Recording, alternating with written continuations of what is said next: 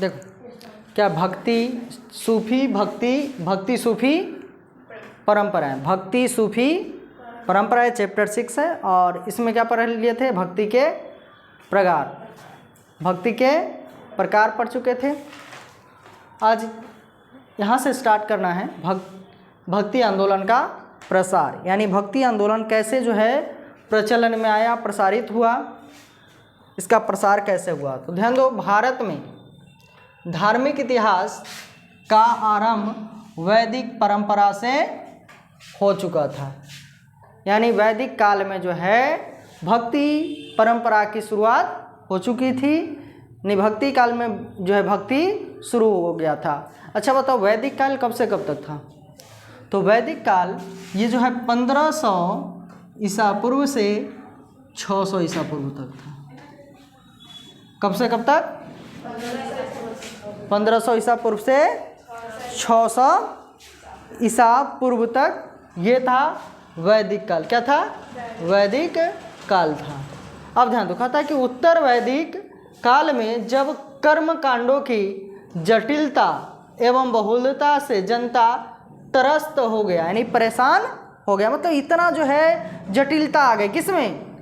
भक्ति में, पूजा पाठ में। इससे जनता क्या हो गई? परेशान हो गई। अब ध्यान दो, ये जो वैदिक काल था दो भागों में बटा था। एक ऋग वैदिक काल और दूसरा क्या था? उत्तर वैदिक काल। तो इस किस काल में यहाँ कह रहा है, किस काल में परेशान हो गया? तो उत्तर वैदिक काल में जनता परेशान हो गया था। किस काल में? उत्तर वैदिक काल में। तो ऋग वैदिक काल, एक मिनट बताना, उत्तर वैदिक काल कब से कब तक था?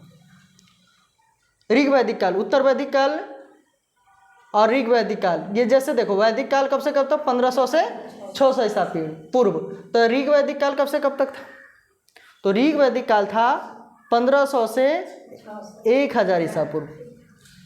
1500 से 1000 ईसा पूर्व। उत्तर वैदिक काल 1000 से 600 ईसा पूर्व। 1000 से 600 ईसा पूर्व तक था इसका काल।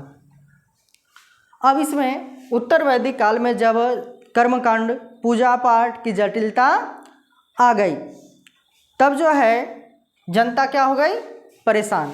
और जनता जब परेशान हो गई तब जो है जाकर के जैन धर्म और बौद्ध धर्म का उदय हुआ। जैन धर्म और बौद्ध धर्म शुरू हुआ। तो ध्यान दो, 6वीं शताब्दी ईसा पूर्व में, 6वीं शताब्दी यानी 6वीं शताब्दी ईसा पूर्व में जैन धर्म और बौद्ध धर्म की शुरुआत हुई। जैन धर्म यानी महावीर स्वामी और बौद्ध धर्म यानी गौतम बुद्ध।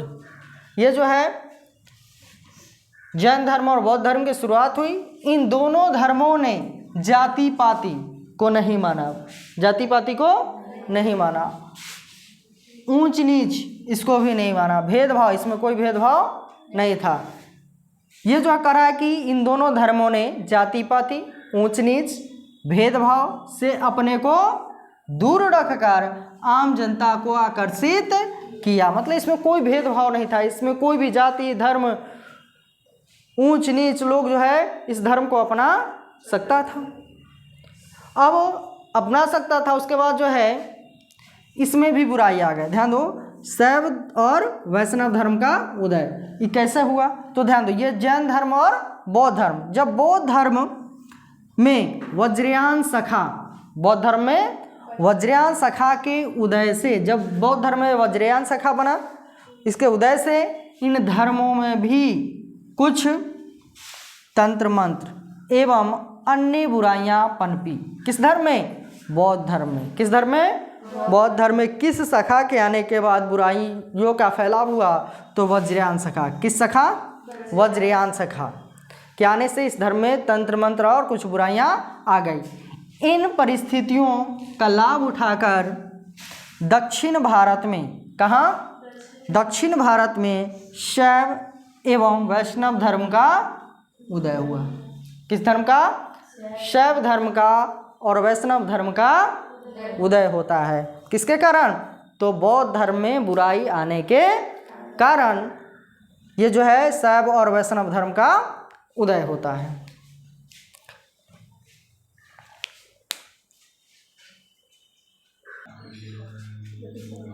देखो, बौद्ध धर्म में वज्रयान शाखा एल का बौद्ध धर्म में वज्रयान शाखा आने से दक्षिण भारत में जो है शैव धर्म और वैष्णव धर्म का उदय हुआ। तो शैव धर्म किसको कहते हैं? तो भगवान शिव की पूजा करने वाले को शैव यानी नैनार कहा जाता है। शैव यानी नैनार कहा जाता है। और वैष्णव यानी भगवान विष्णु की पूजा करने वाले को वैष्णव यानी अलवार कहा गया। और ध्यान दो, यही अलवार और नैनार मिलकर के भक्ति आंदोलन की शुरुआत करता है। यही कौन?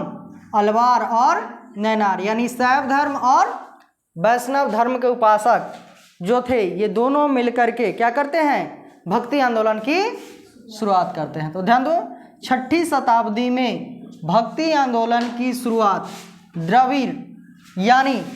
द्रविड़ देश यानी तमिल क्षेत्र, तमिल के क्षेत्र से हुई, जो कर्नाटक और महाराष्ट्र में फैल गया। कहाँ से शुरू हुआ? दक्षिण भारत से शुरू हुआ, तमिल क्षेत्र से, और पूरे कर्नाटक और महाराष्ट्र में फैल गया। ध्यान दो, भक्ति आंदोलन का विकास 12 अलवार कहने का मतलब क्या है? 12 वैष्णव संत, 12 वैष्णव संत, 12 अलवार वैष्णव संतों और 63 नैनार शिव संतों ने किया। ध्यान दो, 12 अलवार और 63 नैनार संत ने मिलकर 6ठी शताब्दी में, किस शताब्दी में? 6ठी शताब्दी में भक्ति आंदोलन की शुरुआत करता है। और इसी के समय भक्ति आंदोलन विकसित होता है।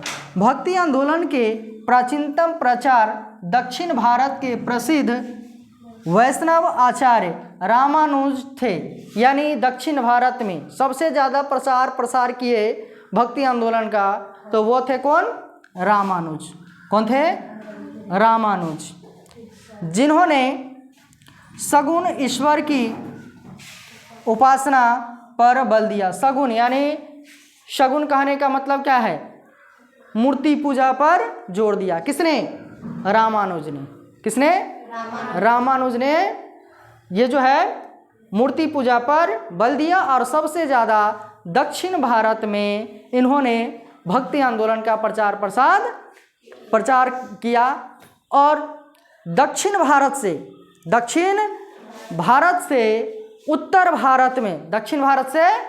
उत्तर भारत में जो है भक्ति आंदोलन लाते हैं, भक्ति परंपरा लाते हैं, वो है रामानंद। कौन है?